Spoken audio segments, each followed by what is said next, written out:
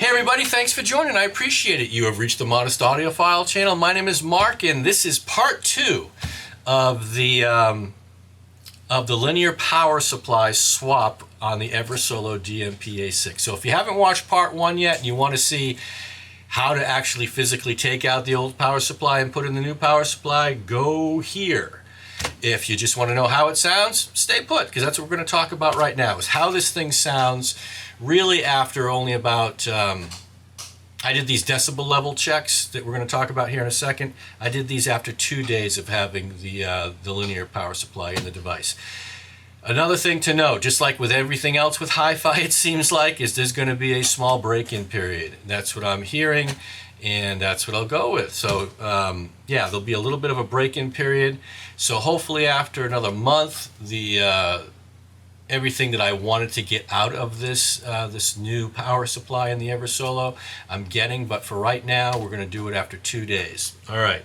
So the first track that I want to discuss is Led Zeppelin's "When the Levee Breaks" from Zeppelin 4. I have this running off of the solid-state drive internal to the Eversolo, and we have a low end of 60 decibels, a high end of 88 decibels, for an average listening of 82 decibels. All right.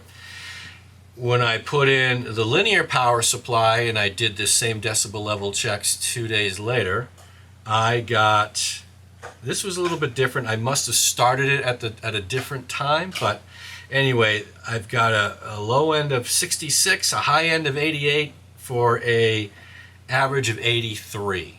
Take that maybe as a little bit of user error, because when I start the decibel level checks, I try to hit it as soon as I hear the first notes. Anyway, more interesting things to come here next. All right, so then once I was done with the Zeppelin track and I wanted to stream something, so I streamed Heart's "Kick It Out" off their second album, I believe. And again, I'm streaming this from Amazon Music, and I'm streaming it at 2496, I think. Maybe, anyway, you'll see it in the picture here nonetheless. So on the old switch-based power supply, the low-end decibels came in at 67. High-end came at 89 for an average listening of 82 decibels.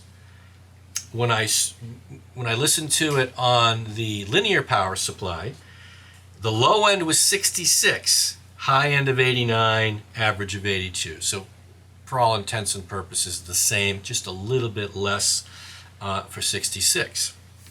Then I went to the Eagles Hotel California, still streaming through Amazon Music, and the song Hotel California. This is the 2013 mastering or remaster that I was listening to, okay? In fact, I was listening to it off the 40th anniversary issue, we'll call that. So the low end was 39, yes, 39. High end was 95 for an average listening of 79. Now, let me say, 39, when did that happen in the song? Right in the middle, so I know it's accurate. It happens just before the line "mirrors on the ceiling." You get a real quiet part, and that's where you get to 39. Okay. Now, where did it come in when I did it on the linear power supply? Low end of 34, high end of 95 for an average of 79. So that one part right after or right before "mirrors on the ceiling" lyric comes in, it dropped down all the way to 34. So a difference of 5 decibels on the low end. And that's really what I was hoping I would wind up getting from this device, amongst a few other things. All right, so those are the different tracks. And then I had a want list that I wanted to hear when I made this change in power supplies. So let me back up a little bit. Once I got this Eversolo, and if you watched that previous video of me after 4 months of living with it, by getting the Eversolo, I got rid of my Denafrips Aries 2/Enyo. Mine was actually branded the Denafrips Enyo DAC. Great DAC. I lived with that for about 2 years before I got this Eversolo device. thoroughly enjoyed that DAC. What I was noticing though is that I don't know if I preferred it, but it's certainly, the Eversolo DAC really impressed me. And I was getting just as much enjoyment out of that as I was the Denafrips. So they were redundant in my system, and I wound up selling that Denafrips. And part of the proceeds of that actually paid for the power supply that I just put into the Eversolo. But one of the things that I wanted to get from the Eversolo moving forward is I wanted more body. I wanted more. It had a lot of presence. The DAC had a lot of presence, but I wanted more body. I wanted more oomph. It's kind of hard to articulate and to put into words, but I wanted more of that analog type approach, the analog sound.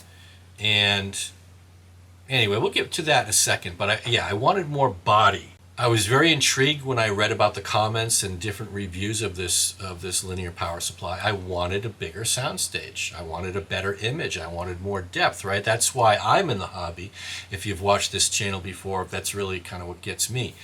So I was really hoping I would get some more of that. And I did. At least I think I did, right? This is all subjective. All our ears are about as different as thumbprints. So, but for my ears, after 2 days and subsequently listening to it for another week, what I am hearing are some slight differences. And that's a good thing. So we'll get back to the Hotel California in general. And yeah, I'm getting a little bit bigger soundstage. So prior to the new power supply being put in, I was getting a really nice wide soundstage. I was getting about 4 feet left or right of the outer edges of my speakers, and overall height I was getting about 3 feet there. So a real solid soundstage. It's not going to compete with my analog setup, but it's a really good soundstage. And as far as the depth was getting, again on the old power supply, I was getting, for the most part, front of the speakers back to the wall. Not a lot of projection into the room.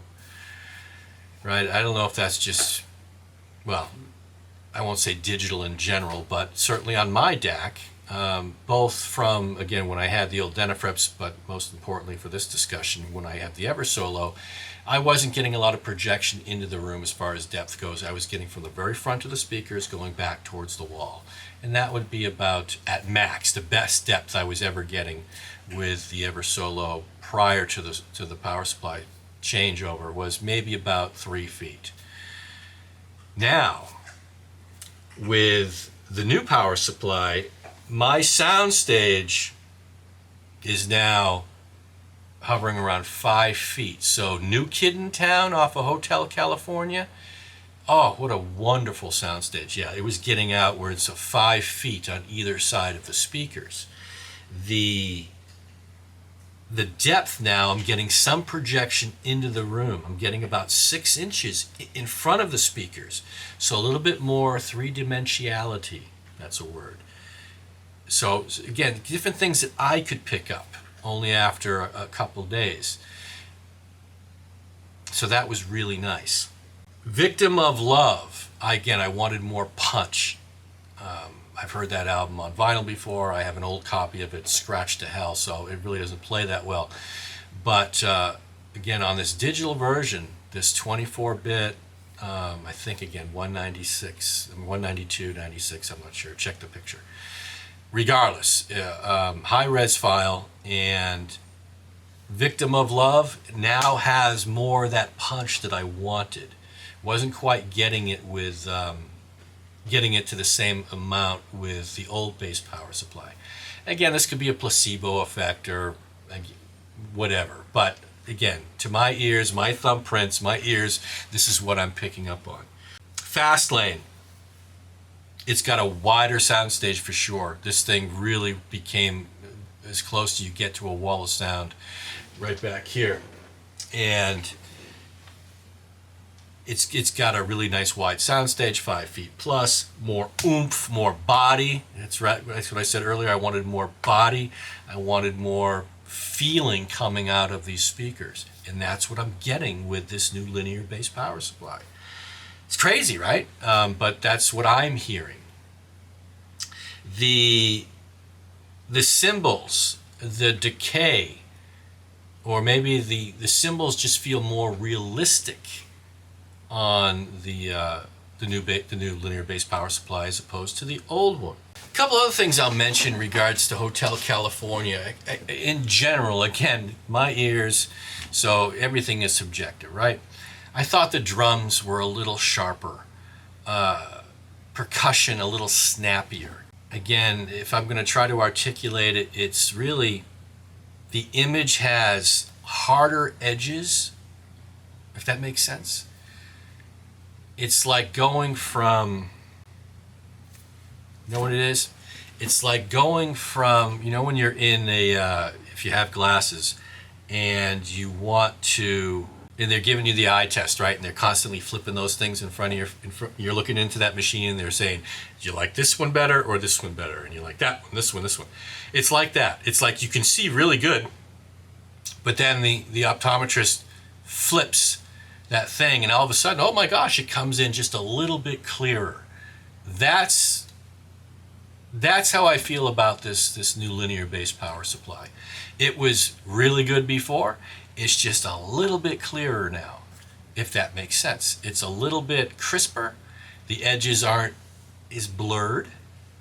It just fine-tunes things a little bit more. And that's what we're all here for, right? We want to be able to get as much as we can out of the file in this case.